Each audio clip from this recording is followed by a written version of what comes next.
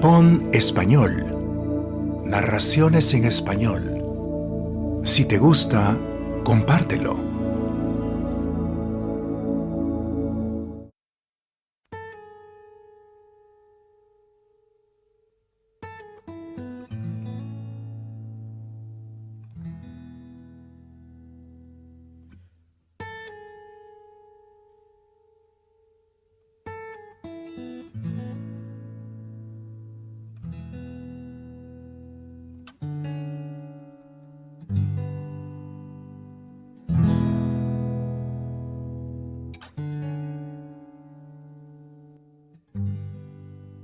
Queremos empezar, ¿no?, con esta entrevista exclusiva de Poesía, Sexo, Marihuana, con algunas de sus influencias, ¿no?, creativas. ¿Cuál influencia? Bueno, tres cosas que nos interesa. Si alguna obra durante su juventud ejerció alguna influencia, un evento o eventos particulares en tu vida que te influyen y te nutrían. Y otra, si alguna persona particular en tu familia influyó algo, ¿no? Pues mira, obras. Es muy interesante porque la vez pasada, precisamente en un programa en México de una de estas conferencias con temas fijos de cuáles son los libros que más le influenciaron a uno cuando comenzaba y todo, me invitaron y comencé a pensar en ello, ¿no? Cuáles eran los libros que a mí me habían influenciado cuando yo había comenzado. Sobre todo porque no leí libros en mi juventud, pues yo me dediqué a lo que uno se dedica cuando es joven, a jugar fútbol y a beber. Pero ya que entré a la literatura y todo, entré fundamentalmente por libros que, digamos que el primer poemario que yo leí, así que me impresionó en mi vida, que me impresionó fue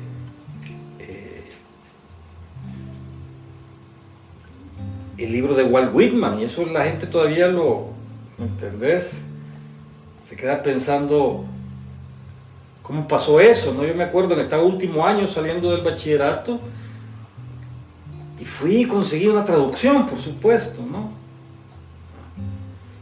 Y toda la poesía de Walt Whitman estaba ahí, y el canto a mí mismo y toda la cosa, y para mí fue un descubrimiento porque yo andaba buscando como cosas para leer de cara a componer canciones, que era lo que me gustaba, no tanto la literatura. Ese libro me influyó, fue como un libro muy importante porque de pronto yo descubrí que había una posibilidad de decir las cosas que uno quería con la palabra en verso, ¿no? Es decir, con el verso, con la poesía. Entonces, Hojas de Hierba para mí fue como un poemario fundacional en términos, y eso es paradójico porque yo te tendría que decir que más bien hubiera sido un latinoamericano o lo que sea, pero no, fue Hojas de Hierba. Yo estaba en la biblioteca del liceo y de ahí lo saqué, y yo todavía creía que la literatura era cosa de unas culeradas, pues, para mí eso no era mucho valor, pues, ¿verdad? Entonces yo le iba a clases de literatura porque le daba un cura que me caía en los huevos, un cura español de hermanos maristas que era aborrecido. Entonces las clases de literatura yo me iba a echar los tragos allá a Metrocentro, y los toques y todo, y regresábamos. Entonces no. En la siguiente etapa, esa fue como la primera etapa, en la siguiente etapa un libro fundamental fue César Pavese con El oficio de vivir, su diario. Italiano, ¿no? Sí, un gran poeta italiano, narrador y traductor sobre todo.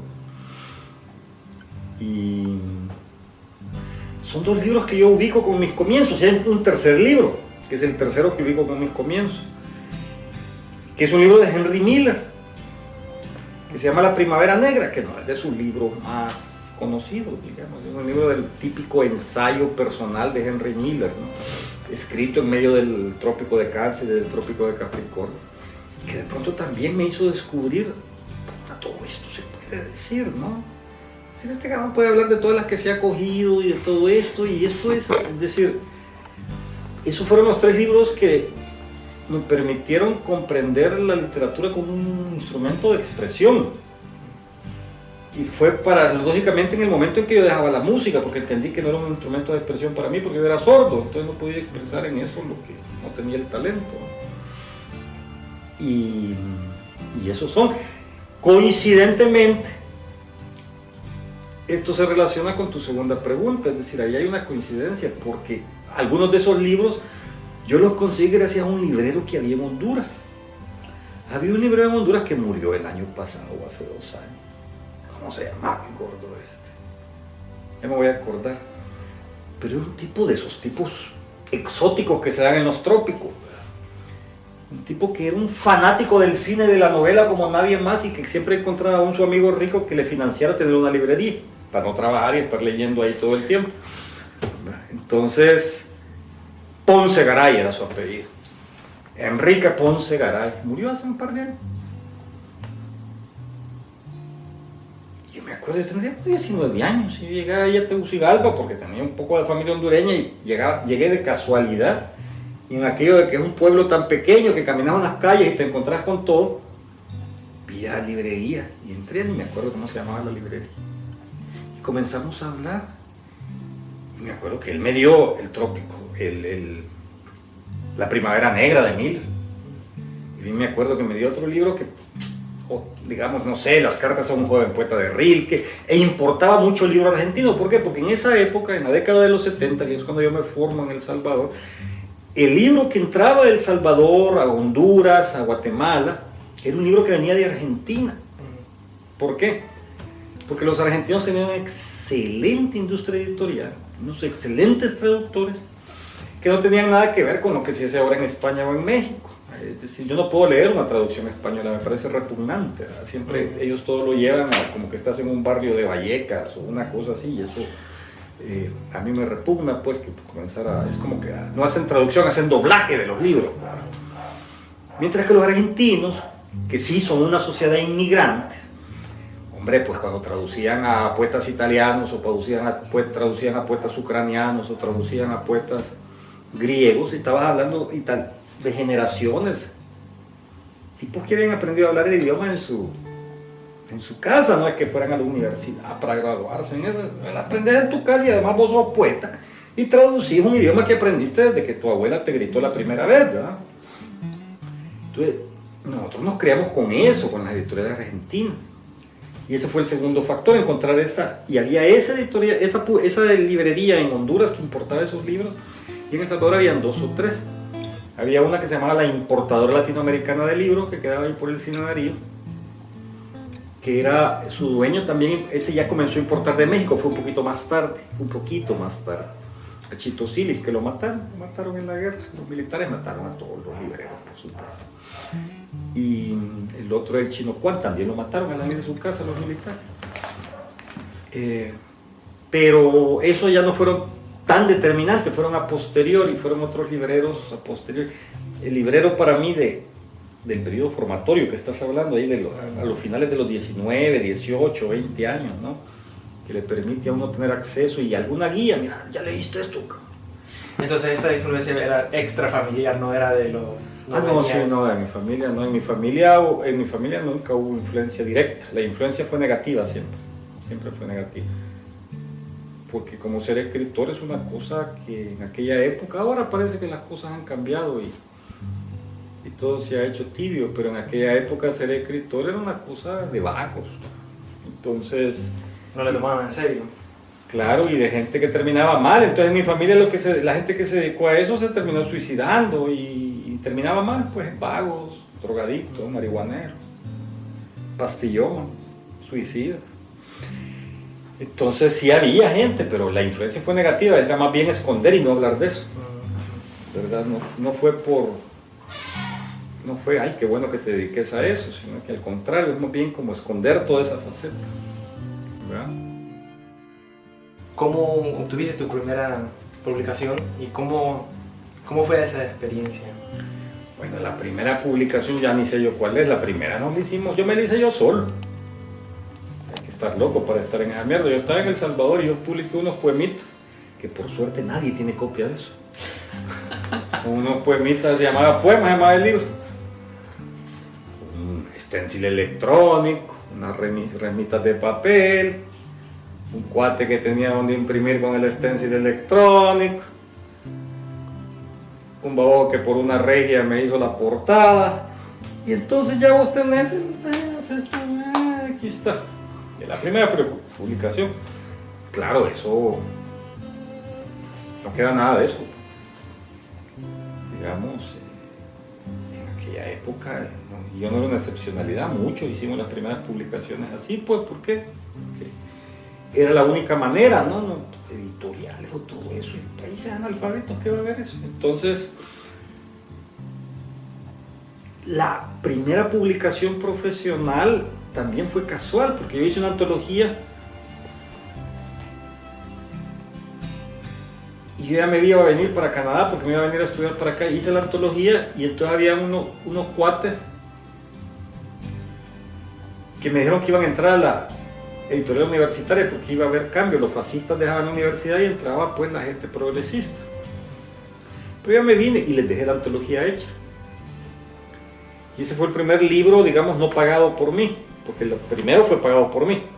Pero no es libro, hombre, son como un plaquet de 30 paginitas y así, dejando bastante aire para que, ¿verdad? Unos poemas de adolescencia. Y el otro fue la universidad, con la gran virtud de que el tipo publicó el libro, publicó otros libros también. Y ya que había publicado los libros, los militares se volvieron a tomar la universidad, entonces esa cosa desapareció, por suerte, ¿verdad? Es decir, porque el libro era horrible.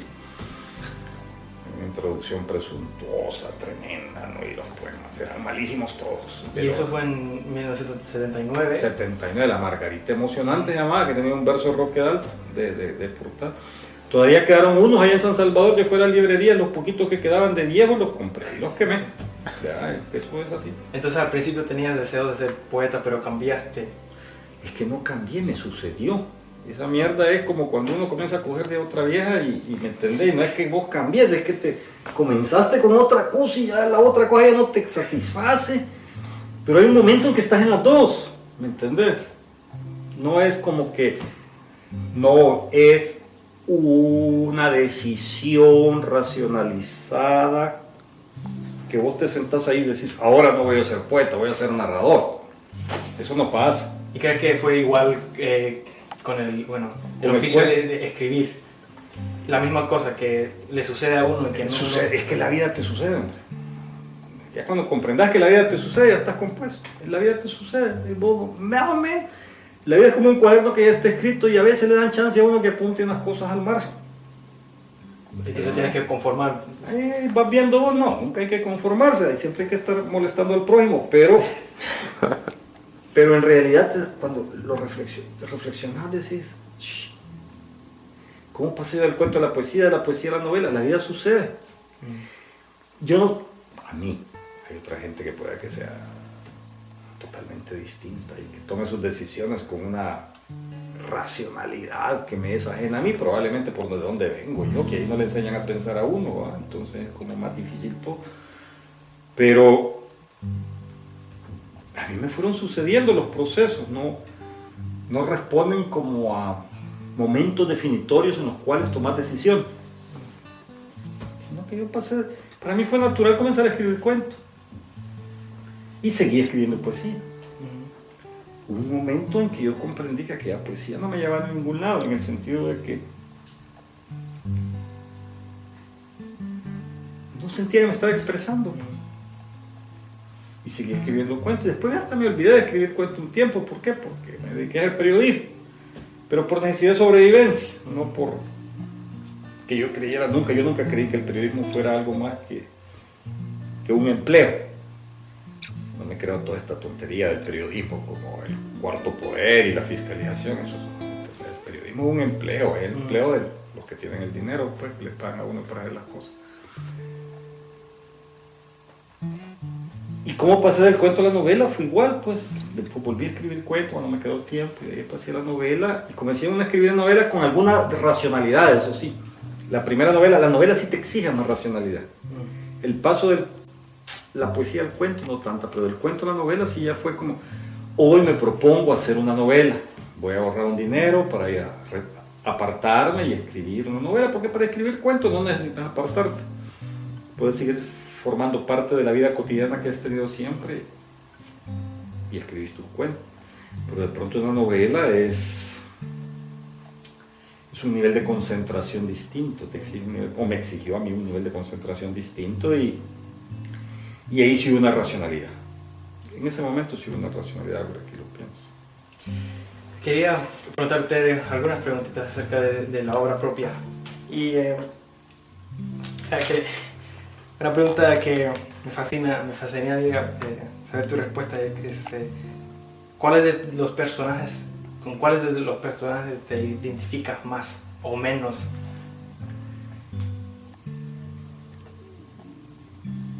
Pues sí, que con los personajes es con todos, y en el sentido de identificarme, como que a la hora de escribirlos los tuve que asumir, ¿no? Son de distinta manera, pero te tienes que identificar con todos, porque si no, no los desarrollas.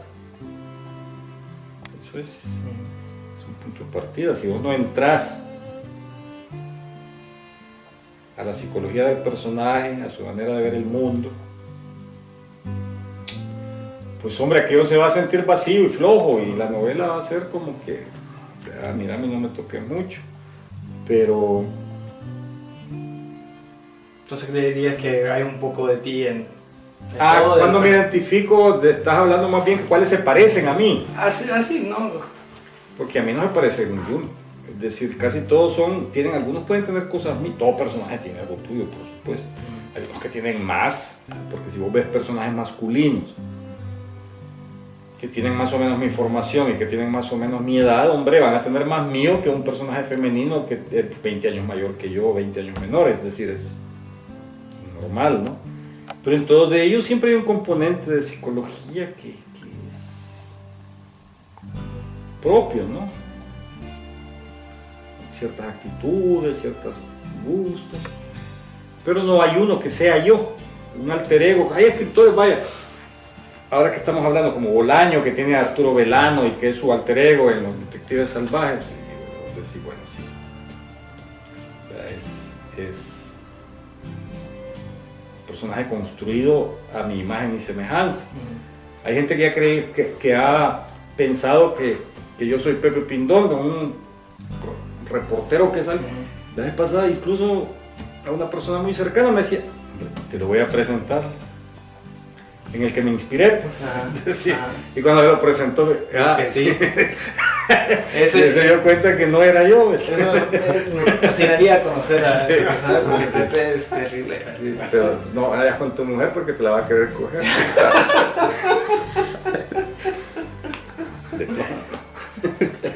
Sí. Otra cosa que me pareció muy fascinante de su obra es que, lo comentamos antes, de que parece que estás creando un universo, ¿no? Los personajes aparecen en una obra, desde luego están en otra, ¿no? ¿Ese rasgo lo piensas antemano o cuando estás escribiendo donde no estén ustedes, dices, bueno, tal y tal personaje lo quiero que aparezca en la otra obra? Por supuesto que nunca lo pienso hacia el futuro, más bien los personajes aparecen a ese nivel o se repiten en términos como de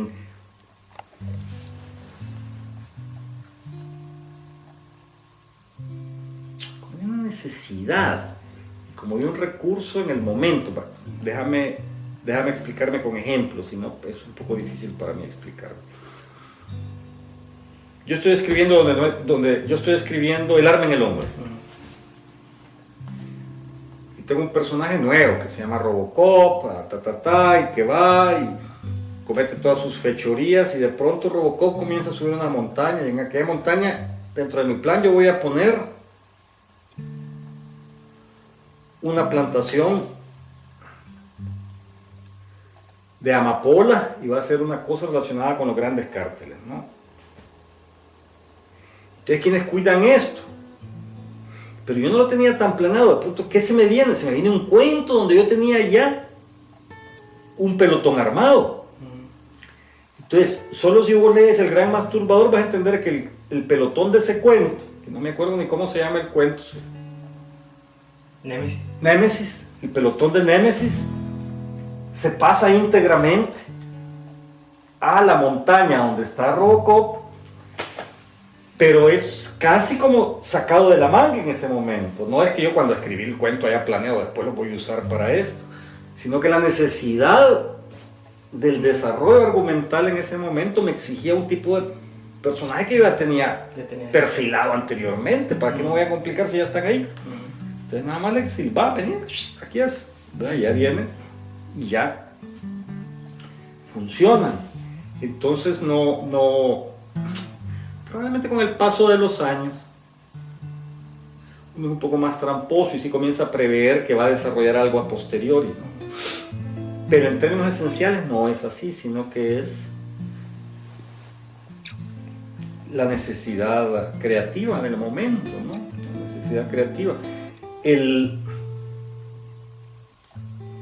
arma en el hombre y la diabla en el espejo. Fíjate bien.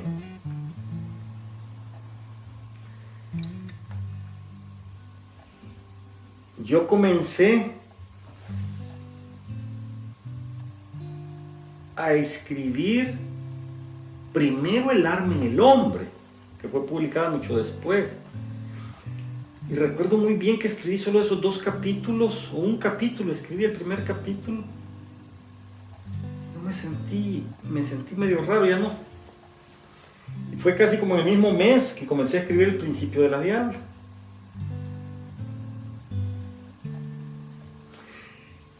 Pero cuando yo comencé a escribir El principio de la diabla, sabía que había un crimen que yo iba a contar, pero no sabía que el tipo sobre el que yo había... Porque cuando yo comencé a escribir Robocop era como hacer el perfil de este desmovilizado, ¿no? Así se llamaba la novela. La novela se llamaba Desmovilizado. Lo que pasa es que como se iba a publicar en España, me dijeron, es que allá nadie entiende lo que es un desmovilizado. En España un desmovilizado es un tipo que no tiene el móvil, que dejó el móvil en la casa, ¿no? Entonces, hombre, pues, ante un argumento tan contundente buscas otro título, ¿no? Y el desmovilizado era era el perfil del ex soldado, pero yo no sabía que él había cometido el crimen de la siguiente novela que iba a escribir. Y entonces yo paré los 2 capítulos, el primer capítulo de Robocop, y escribí La Diabla. Y cuando terminé La Diabla, cuando iba a la mitad de La Diabla y que quién la había matado, apareció Robocop, que ya estaba perfilado para allá. Y probablemente si hubiera tenido más tiempo, o fuera un escritor, no sé, en el sentido del mercado, un escritor más profesional, me hubiera podido aguantar y fundir las 2 novelas en una sola. Pero en mi caso, como yo no sé qué viene por adelante, mejor la publico y si me queda tiempo hago otra después. Entonces, allá estaba tan cerquita que Robocop era. Sí, las 2 obras se pueden, pues en mi caso cuando yo leí, no, yo las saqué mucho las más. puedes poner en un solo tomo, pues, ¿verdad? Se tienen que leer en conjunto, ¿no? Sí. Entonces pasa así, pasa más como por casualidad y necesidad que como planeación. Una pregunta más y después le vamos a tener un exclusivo de cuestionario de poesía, sexo, marihuana. Y bueno, y una pregunta que para los que encantan la oralidad de su obra. Su obra es muy visual, ¿no? Y se escucha mucho y, por ejemplo, en el desmoronamiento en el primer capítulo, ¿no? La primera parte es como una escena teatral, ¿no? ¿Cómo reaccionarías a una adaptación fílmica o teatral a su obra? Depende cuánto pagan, eso es importante. Y ya después depende quién la haga, de verdad. Porque yo no soy un escritor de cine, ni me considero un dramaturgo. Yo nunca he escrito una obra de teatro. Hay gente que cree que tengo la facilidad para hacerlo, pero como yo vengo de un lugar donde no hay teatro, o si hay, pues yo no lo conozco mucho. Y yo creo que uno escribe teatro más o menos con la idea de quién lo va a representar y a dónde se va a representar y con la idea de un público, ¿no? Esa parte de desmoronamiento puede ser una obra de teatro perfectamente, ¿no? Y si alguien lo adapta muy bien, incluso hay algunos amigos del Salvador que me han dicho que quieren montar el asco, pues móntenlo, ¿no? Claro, sí. Yo creo que son calenturas, ya cuando se dan cuenta de lo que les puede pasar, sobre todo ahora que después de la valentía de los 80 y sobre todo de los 80, ahora lo que priva ya es más que todo la cobardía y la prudencia. Pues hombre, nadie va a hacer nada de eso. Pero Más bien tendría que ocurrir fuera de... no, hay que esperar que pase. Hay la ley del péndulo, es decir, estos pueblos que son tan extremos y con poco razonamiento pasan de extremos de violencia, audacia y la mayor agresividad a la mayor pasividad, sometimiento y cobardía. Así es como eso no va a durar mucho, ya se va a venir de lado para acá de vuelta y la gente va a enloquecer de nuevo y va a comenzar a matarse. Pero esos son otros 10 pesos. El hecho es que, hombre, yo escribo las novelas si alguien las quiere adaptar y si alguien las considera que son susceptibles de ser transformadas en teatro o en cine. Yo siempre les digo que sí, pues nunca ha salido nada, lo cual me demuestra que no funciona, ¿no? Yo no lo voy a hacer, pues. Yo nunca he trabajado con la industria fílmica, ni he trabajado con un grupo de teatro, ni tengo el estímulo para hacerlo. Así es que no, prefiero seguir con las novelas. Ok, ahora ya tenemos 10 preguntas, pero ese es un aspecto de asociación de palabras. O sea, que si yo le digo Canadá, tú dices frío, algo así, ¿no? Pero la primera palabra que se te ocurre. La primera palabra que se me ocurre. Tenemos 10. Ok. ¿Listo? Vos dale, a ver qué sale. Poesía. Puta. Sexo.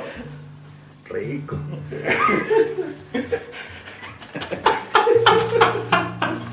Marihuana. Paranoia. Política. Chuco. Mujer. Rico. Roque Dalton. Joder. Violencia. Aburrimiento. Porno. Porno. Horacio Castellanos Mujer. Ya basta, cabrón. Bueno, muchísimas gracias, ha sido un placer. Ahí tengan miedo, no la vayan a poner así.